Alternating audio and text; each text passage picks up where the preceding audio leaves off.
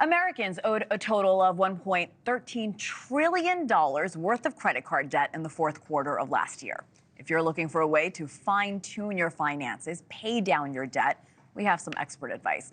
Joining us now, certified financial planner and author of the book, Investing is Your Superpower, Shinobu Hindert. Shinobu, welcome back.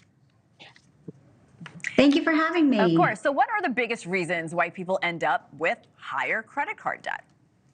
I think in this situation, there was multiple factors at play. So Americans received this soft landing during the pandemic era with stimulus checks, lower payments on or frozen payments on student loans. And then it coincided with higher interest rates and high inflation when all of that stopped. Across the board, I think we're all feeling it with higher prices in food at the grocery store, gas prices, housing prices, and it's been really quite a crunch for so many Americans. So what are the biggest mistakes Americans are making that causes their debt to go up? Some of the biggest mistakes people make is not examine their spending. When it feels pressure like this, a lot of people may bury their head in the sand and they try to go at it alone. It's important to reach out for resources, talk to people that you trust, like a financial advisor. Also, not closing credit cards after you pay them off. That's a big mistake. And then not creating an emergency fund, which can feel counterintuitive to be paying down debt and also saving, but you need to do those. So in the event of an emergency, you're not putting those expenses on a credit card. Don't close those credit cards once you pay them off. Really, really good advice. You're a certified financial planner, Shinobu. What are your biggest pieces of advice for someone who's looking to pay down their debt and, of course, avoid having it pile up? Most Americans.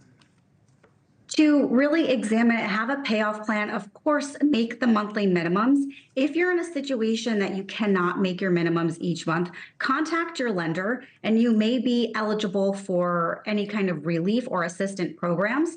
The Avalance method is to tackle down the highest interest rate debt first, and the snowball method is to tackle your smallest balances first. You can also consider a home equity line of credit if you own property or personal loans. Those averages are about 8 to 10% of interest versus the average credit card right now is 20% interest. So just by organizing your debt, understanding where you are will provide a lot of relief, but also if you have a plan, it will keep you on track and on top of this. I found this so interesting that credit card debt is highest among Generation X, ages 43 to 58. Why is that? And what advice do you have for this group specifically?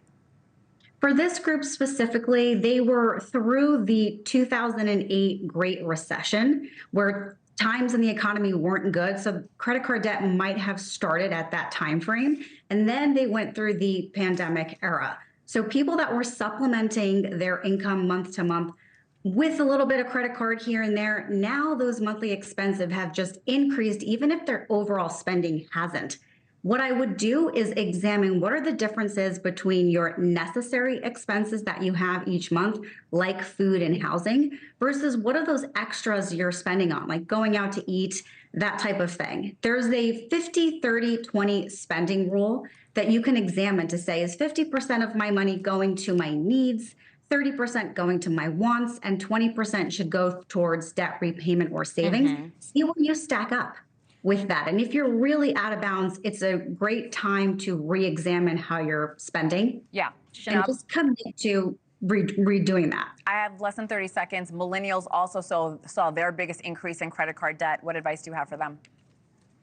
Examine spending. There's a lot of people that are just saying, I'm going to go out to have my coffee. I'm going to go out to dinner anyway because I don't care. So take a look at it and really see what could I cut out, because it's going to cause some pain for you in the future as well. Yes, don't worry about FOMO. I wish I knew that at that age. Shinobu Hindert, thank you so much.